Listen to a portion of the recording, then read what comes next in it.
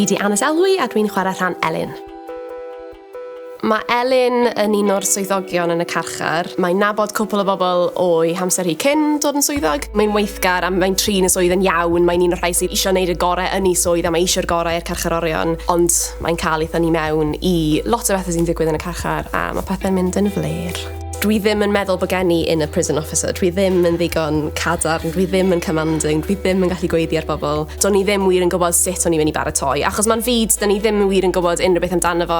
Heblaw wedyn ni'n gweld mewn dramau ar y teledu. Do'n i ddim wir yn siŵr os fysen ni'n gallu neud o. Ond unwaith chi gael sgydiau trwm a'r dillad iawn, mae o yn helpu'r ffordd ydych chi'n sefyll a dych chi ddim yn teimlo fel rhywun fel fi rwan, dwi'n teimlo bod fi'n eitha floppy fel person.